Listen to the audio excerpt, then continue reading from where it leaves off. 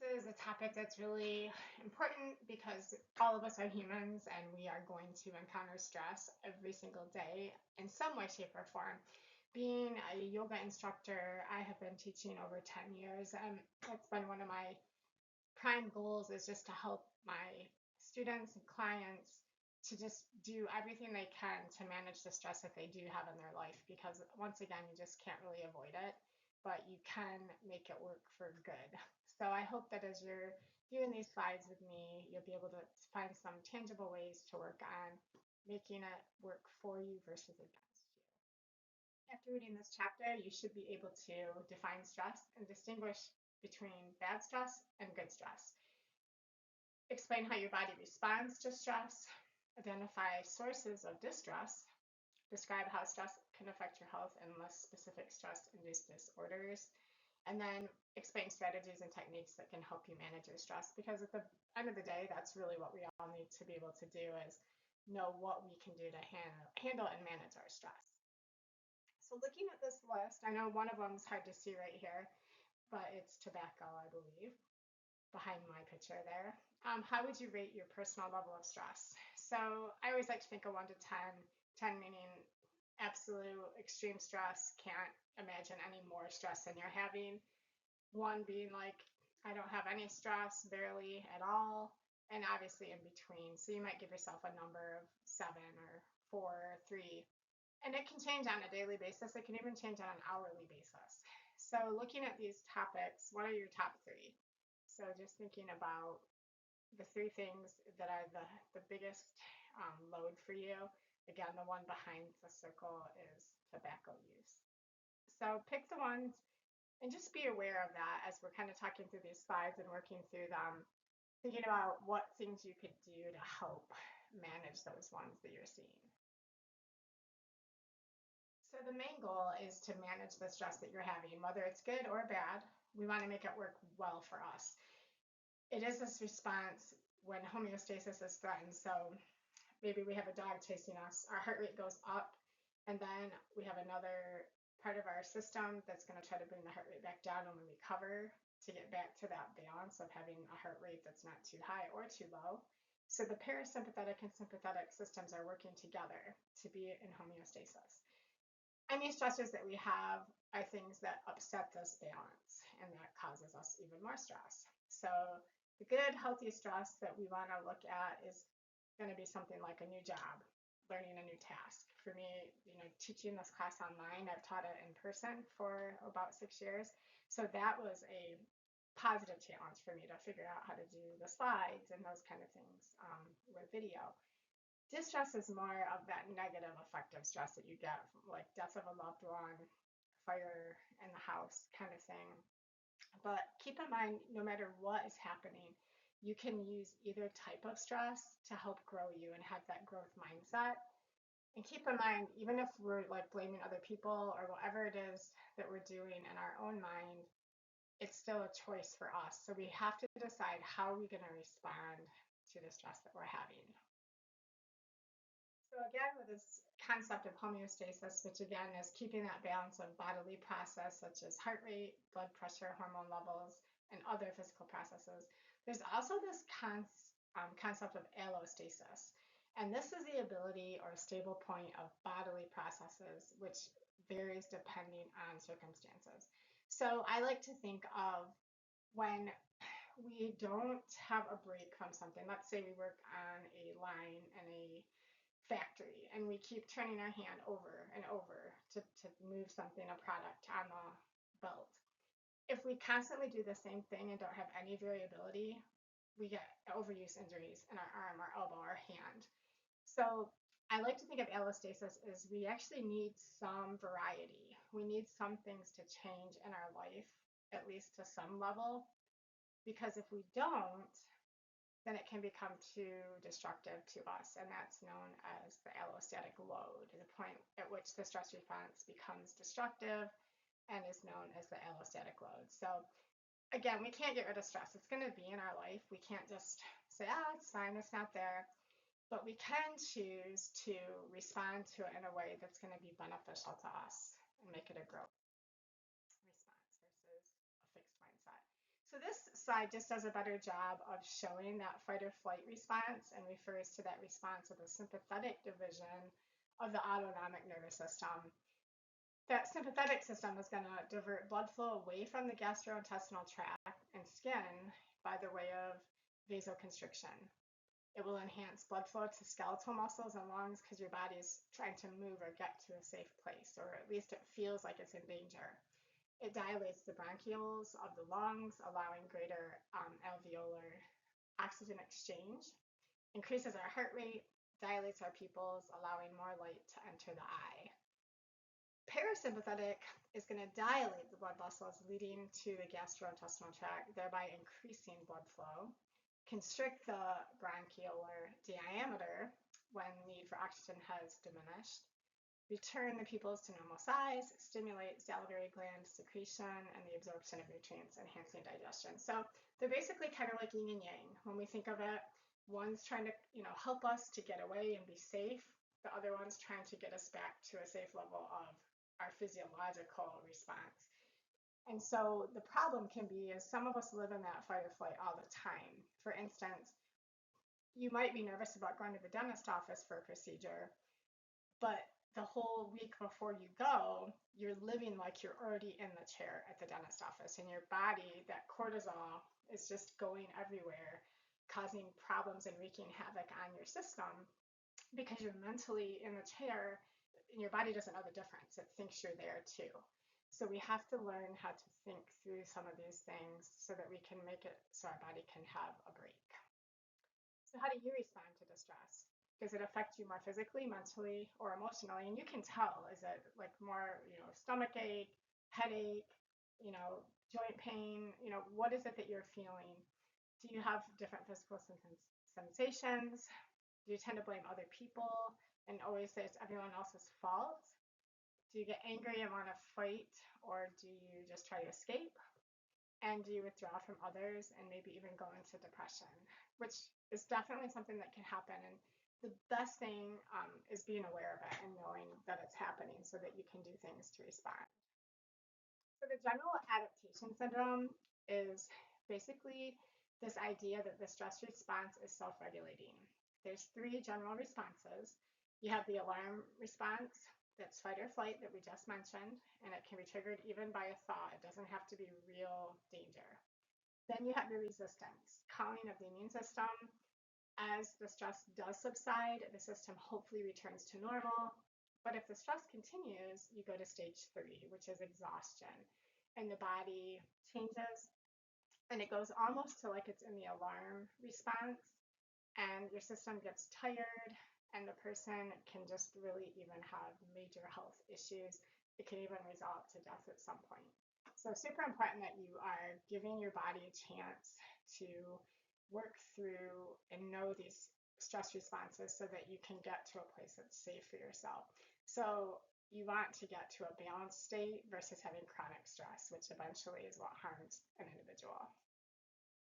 Psychoneuroimmunology is a fun word to say. It's the branch of science that emphasizes the oneness of body and mind. A lot of our book focuses on this. Depending on our motivation and perspective, stress can be eustress or distress, and therefore stress can actually be a positive influence in living a healthy life.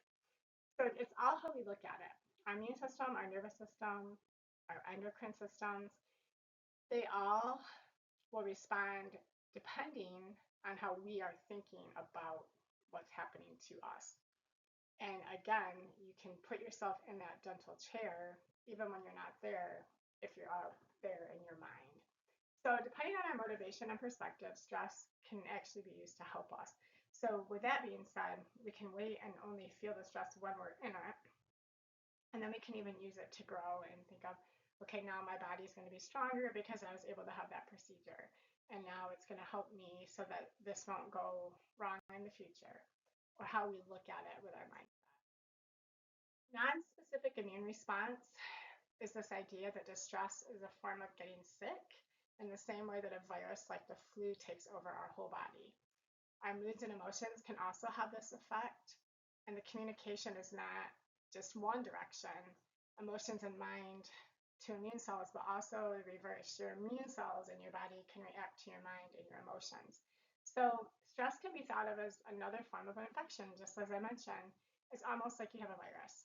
So some people have severe depression from not being able to balance this out and having a stress response. So it's so important that we get a handle on it if it is happening.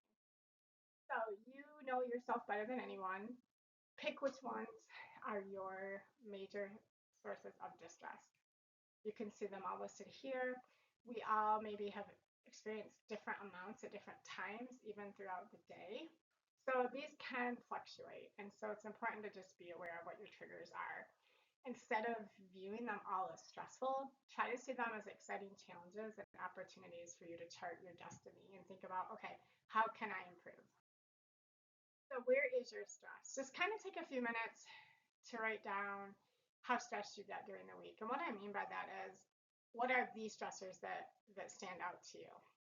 Maybe school is one of them, projects, a job that you have, maybe you have an appointment that's stressful. And so you're just kind of looking at this list that you come up with and thinking about, okay, how much time am I really spending in stress during a given week? And then try to categorize, okay, is it more of a distress or is it some positive? And kind of give it a D or an E. D for distress, E for eustress. So when you're thinking through these, is there anything that you can decrease, that you can take down a notch?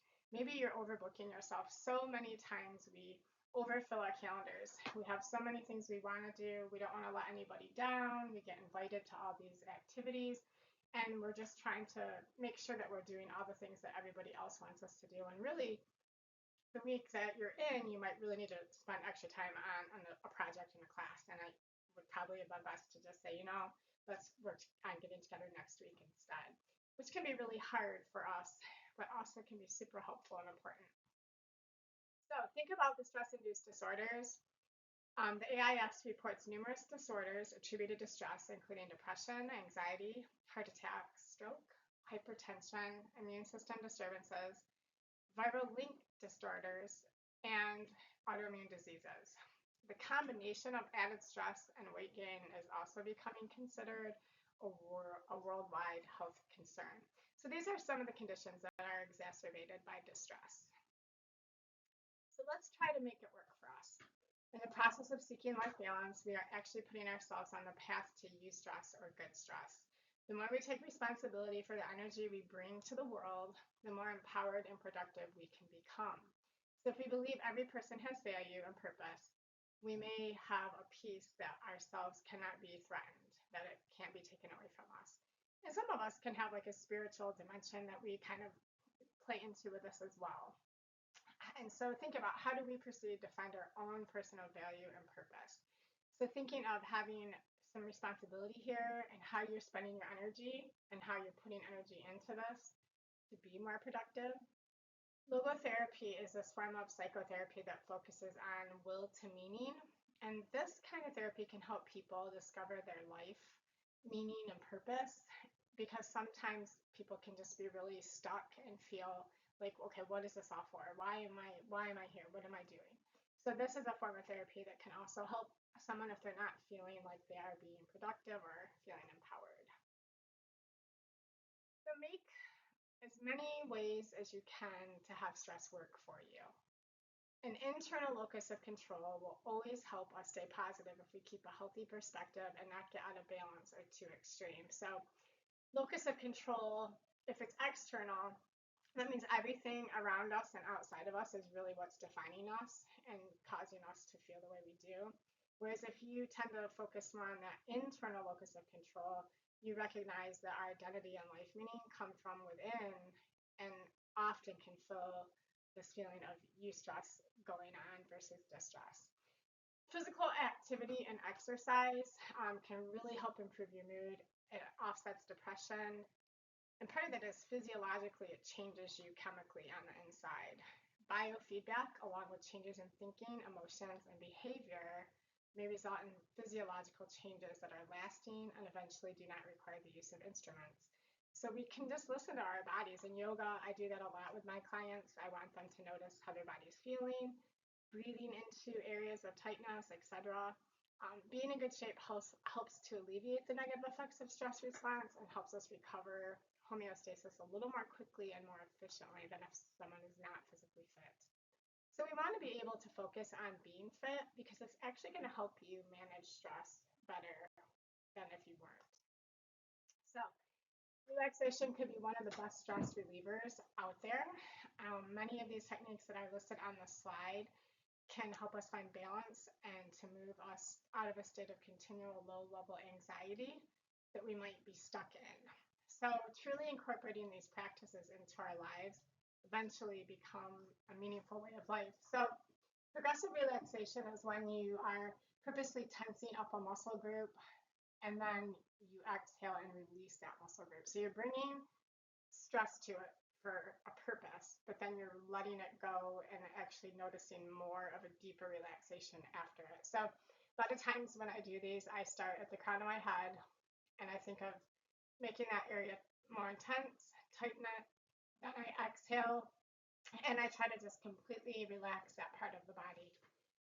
That's really helpful. Another really helpful technique is visualization, and that's when you just go somewhere else, like literally go on a trip in your mind.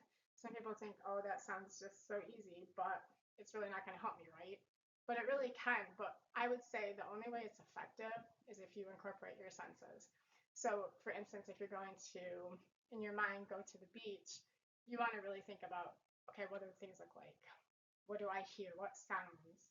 What kind of scents do I smell? Taste. Is there something I would normally notice that I taste in this place that I would be? Textures, how does the sand feel under my feet? And you literally immerse yourself in that place, obviously in your mind. It can be really beneficial. I also think of this changing the channel and like going from being where you're at mentally to another spot. And it's something that you have to choose to do. It doesn't just happen by chance. Deep breathing, even right now, if you could just like place your hand on your abdomen and just take a nice inhale through the nose and try to fill up those lungs as full as you can, but slowly. So taking a nice inhale for 1, 2, 3, 4, and exhaling for 4, 3, 2, 1. Then trying that one more time, inhaling for 1, 2, 3, 4, and exhaling for 4, 3, 2, 1. There's so many ways you can use breathing to help you. The box breath is another one. I could go on and on because I do teach mindfulness as well. Massage is helpful for relaxation. Getting enough sleep is majorly important, at least trying to get that 8 hours or more of sleep. Meditation and meditative exercises. I know sometimes in yoga we do this, but there's other ways to meditate, and that can be super helpful. There's also apps that you can get on your phone, like the Insight Timer, that have different ones that can walk you through. Prayer can be extremely beneficial for people when they are having stress and helping them to manage that stress. Yoga, as I've mentioned, is a great way to work on not just stress release, but also balance, strength, and working on just having more of that ability to pay attention to our body, that biofeedback that we get. And then Qigong is another type of relaxation that people can do to help their body move the energy around. I haven't had a lot of chance to try that before, so that's one that would be new for me. But I would recommend trying at least a couple of these this week as you kind of look at them. If there's one that seems more interesting than another, give it a try. So take the time. What suggestions from this discussion interest you? Basically, from all the things that we're talking about and all the things that you can try, what will benefit you? How can you turn some distress into eustress? So think of an example, like maybe one of the things that distresses you is your job. Okay, so how can you turn that to a positive stress? Maybe there's a skill you need to learn and you just haven't taken the time to spend learning that new stress that can help you. So that could be a growth mindset. And what benefits will this bring to your life in your whole body? So all the dimensions of wellness, how will they benefit from it? So moving forward, you want to make a plan to focus on thoughts and feelings that help you offset stress. Recognize that eustress you choose to have in your life, what you have chosen. Identify sources of negative stress. Select specific activities that will incorporate in your life to help offset the negative effects of stress. Determine what thoughts or feelings will help you offset the negative effects of stress. And then do what you can to reduce this negative stress. Some things you just can't get it off your plate. It's going to stay there. But whatever that is, try to find that growth that you can to make it the best possible situation for you and to make it more of a eustress for yourself. Hopefully you can give a couple of these a try this week and make a difference in your life.